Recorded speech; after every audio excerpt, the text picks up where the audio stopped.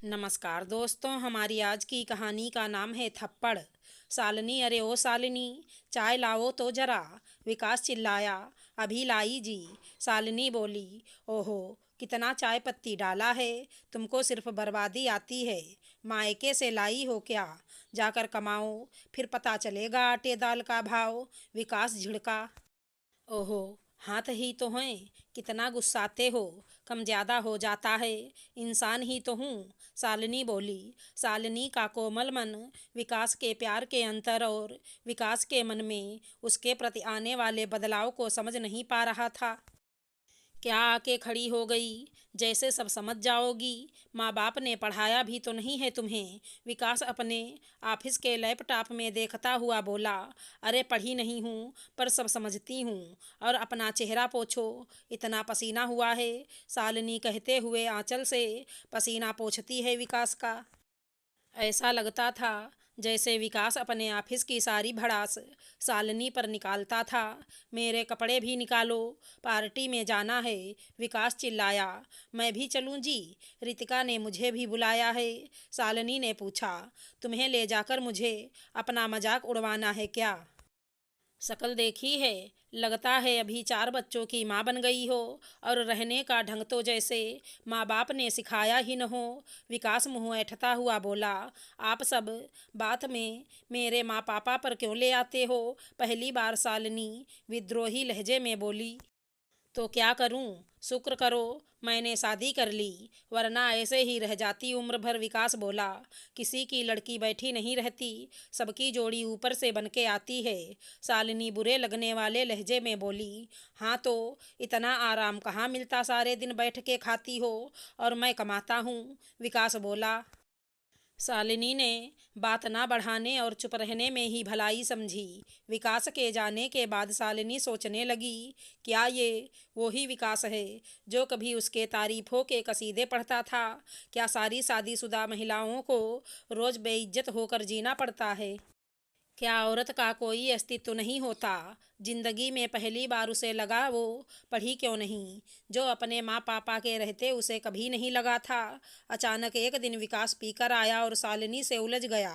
शालिनी भी सह सहकर थक चुकी थी। आखिर अकेली वो कितना प्यार दिखाए और कितना अपनी नज़रों में रोज गिरे।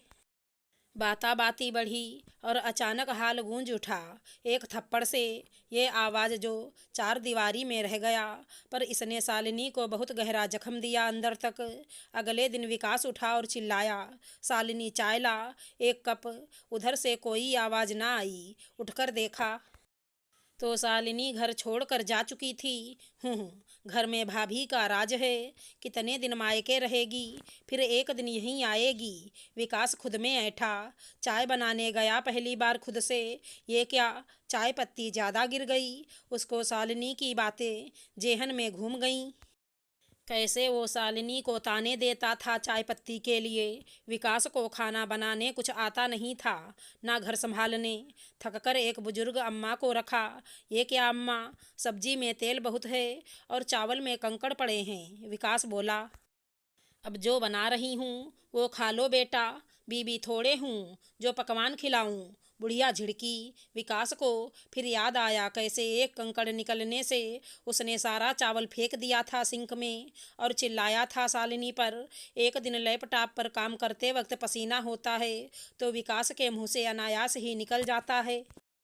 शालिनी पंखा ऑन करना, फिर याद आता है वो तो है ही नहीं। फिर खुद उठ के पंखा चलाता है और याद करता है शालिनी कैसे आंचल से उसका पसीना पोंछती थी। अरे ये क्या विकास साहब, इतने बड़े ओहदे पर हो और पार्टी में बिना प्रेस किए कपड़े पहन कर जा रहे हो।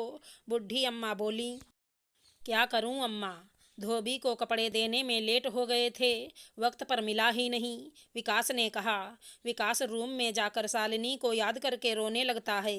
अब उसे पता चला शालिनी क्या करती थी सारा दिन। बूढ़ी अम्मा आई और बोली, मैं तेरे से उम्र में बड़ी हूँ बेटा, जाकर अपनी लुगाई को ले आ।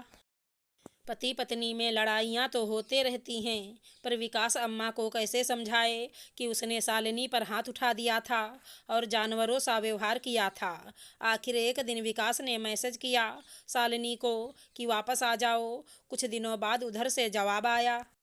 सॉरी लेट से रिप्लाई के लिए, पर मैं एक महिला आयोग ज्वाइन कर चुकी हूँ और मुड़ना मुश्किल है। इन लोगों ने मुझे तब सहारा दिया जब मेरे पास कोई नहीं था।